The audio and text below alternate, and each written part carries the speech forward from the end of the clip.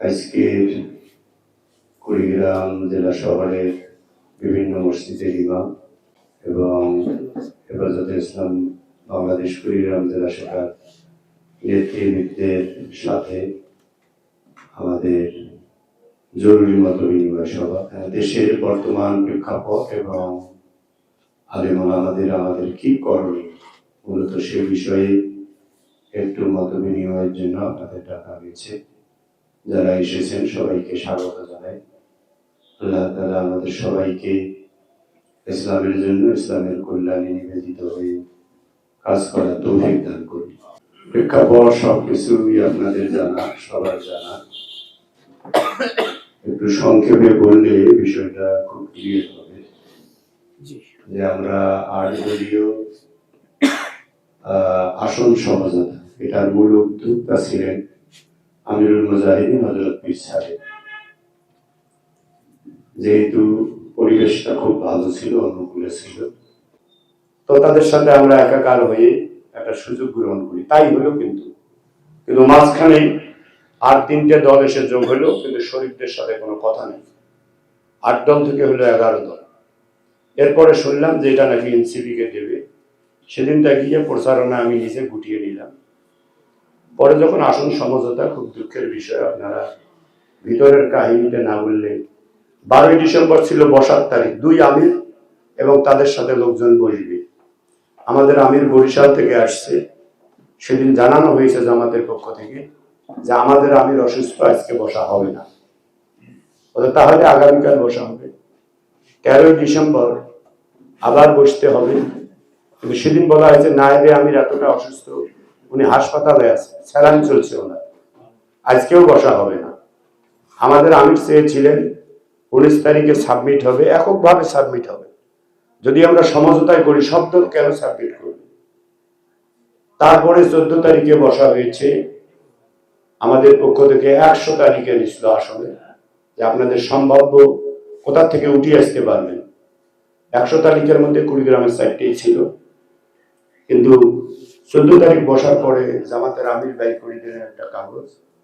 সেখানে কি দেখা গেল যে আমাদের 31টা এখন আসন কুড়িগ্রামের একটাও নাই, বরং রংপুর বিভাগের 33টা আসনের মধ্যে আমাদের জন্য 2টার প্রস্তাব করা হয়েছে, একটা নীলফামারী, একটা গাইবান্ধা। তখন আমাদের আমির বলছে এটা কিরকম? আমার দ্বিতীয় চরমনে আমি কুড়িগ্রামের সাইডকে চেয়েছিলাম। তারপরে যে এটা তো আন্তর্জাতিক বিষয়, এটা এনসিবি কে দেওয়া হয়েছে, তাহলে আমার আসন আপনি এনসিবি কে দিলেন, তাহলে আমার 3 দেন। বলেন না, 3 তো পাবেন না। একজন ব্যারিস্টার 1 বছর আগ থেকে লন্ডন থেকে তাকে নিয়ে আসা হয়েছে, উনি কাজ করতেছে, সে খুব ভালো, সে উঠে আসবে, আপনারা ওখানে উঠতে পারবেন না, ওটা ব্যারিস্টার থাকবে।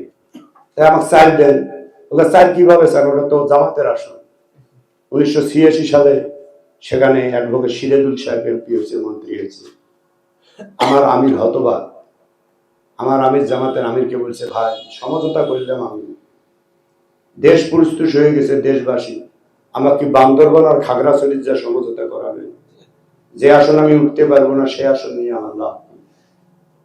আমাদের আমির আমাদের সবাইকে ডাকছিলেন, আমাদের সেদিন আইনানি ভাই ছিলেন, সভাপতি ছিলেন, সব প্রার্থী আসর, মাগরিব, এশা, রাত 1টা পর্যন্ত আমাদের মতামত নিছে। এইসব কথা শোনার পরে সবাই বলছে যে এদের সাথে আমাদের সমঝোতা হবে না, আমাদেরকে 30টা দিবে, সেখানে আমাদের ভোট দেবে না, বরং বলবে যে জোট হয়ে তোমরা সিট পাইলে না, তোমার কি শক্তি আছে? এদেশে ইসলামী দল বলতে একটা, সেটা হলো জামাতে ইসলামী। সবাই এইভাবে মত দিয়েছে।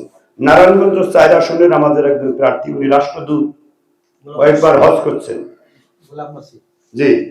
তো উনি বললেন যে হুজুর, আমার মিসেস, এখন যেহেতু প্রকাশ্যে গণসংযোগ চলে না, আমার বাড়িতে মহিলাদের দেখায়, হুজুর আজকে জামাতের লোক ম্যাজিস্ট্রেট নিয়ে আসিয়া আমার 10,000 টাকা জরিমানা করে দিয়েছে।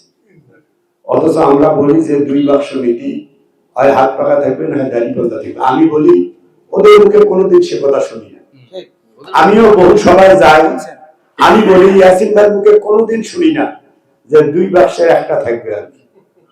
ওনারা সবাই বলছিল যে হবে না।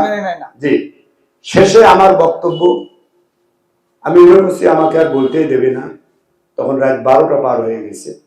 বাদ বললো যে এবার ডাক্তার আক্কাস সাহেব বক্তব্য দিবে, প্রস্তুত থাকবে। 26 কুড়িগ্রাম 2 আসনের অধ্যক্ষ মৌলানা নুরুল আক্কাস সাহেব বলছে, কিন্তু আমি একেবারে ক্লিয়ার করছি, আমি সোজা সাপটা বলছি যে জনগণ আসন সমঝোতাকে মেনে নিছে, যে অবস্থায় হোক এখন থেকে বের হলে জনগণ সেটা ভালোভাবে নেবে না। আর আজকে যখন এখানে কথা হচ্ছে তখন আমার মনে হচ্ছে বিএনপির দোয়া আল্লাহ কবুল করছে, এইভাবে বলছি আমি। সেখানে আইমানি ছিল যে ওরা প্রতিদিন আল্লাহর কাছে দোয়া করে, আর বিএনপির লোকেরা তাহাজ্জুদ পড়ে এখন যে আল্লাহ সমঝোতা ভাঙে দাও, জামাত জন্য খালি বাইর হয়ে আছে। এখন তো সেটাই হচ্ছে আমার মনে হয়।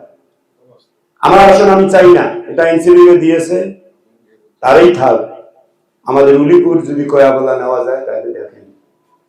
কিন্তু সেটার প্রস্তাব ছিল, তারপরের দিনে তারা সাংবাদিক সম্মেলন করে বলে যে আমরা 179 জামাত, 45 হলো আমাদের আন্দোলন, তার 5টা আসন হলো ওপেন, 40টার মধ্যে 10টা হওয়ার মতো, বাকি সব চাপে দেওয়া, সেগুলো আমাদের পছন্দ না, 30টা এনসিপি, এগুলো তারা বললো। কিন্তু আমরা যে নতুন করে একটা আবেদন করলাম যে আমাদের কত 60টা আসন দেওয়া হবে, সর্বশেষ আমির বলছে যে আমাকে 40টাই দিচ্ছেন, 40টা নেবো, আমি বাসি নেব, আমি যেখানে হই আমি সেখানে নেবো, আমাকে এটা স্যাক্রিফাইস করেন। কিন্তু সেটাও হয় নাই, পরিশেষে আর আমাদের আসন সমঝোতা টেকে নেই। এই অবস্থায় আমরা এককভাবে নির্বাচনের সিদ্ধান্ত নিয়েছি, আপনারা সবাই জানেন।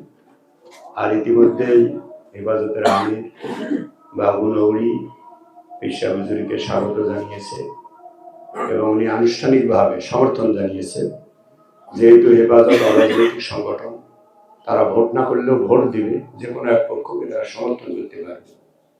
সেই হিসেবে ওলামায়ে কেরামের কাছে আমাদের আকুল আবেদন যে এখন যেহেতু আমি প্রার্থী হিসেবে আছি এবং এককভাবে, আরো দুঃখের বিষয় যে শুধু আসন সমঝোতাই নয়, আপনারা শুনেছেন জামাতের লোকের মধ্যে আকিমুদ্দিন কোরআনের আয়াত, আল্লাহ শব্দ, আল্লাহকে তুলে দিয়ে তারা 3টে তীর চিহ্ন সেখানে দিয়েছে, ওটা বুঝে নেবেন আল্লাহ।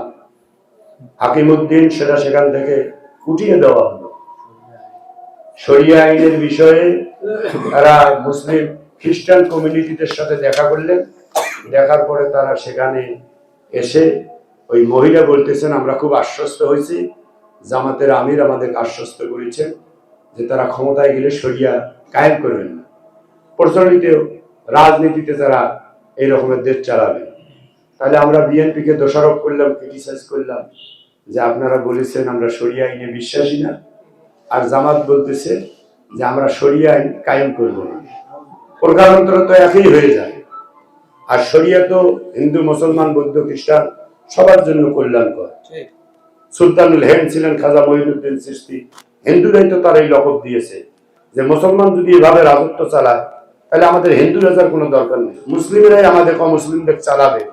800 বছর দিল্লি শাসন করেছে, সেখানে তো মুসলিমেরা সংখ্যালঘুই ছিল, কিন্তু তারা রাজত্ব করেছে। এটাই তো শরিয়া।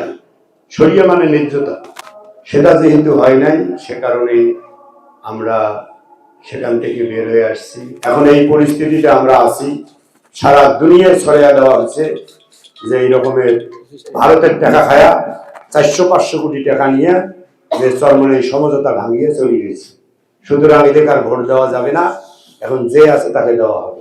এই অপপ্রচার, আবার আসন সমঝোতায় নাকি আমার বিশ্বাস প্রধানমন্ত্রীর পদ চাই, যে লোকটা এমপি হবে না, তাই এমপি পদে প্রার্থী নয়, তারপরে তার নামে এই রকমের নানাবিধ অপপ্রচার তারা চালাচ্ছে।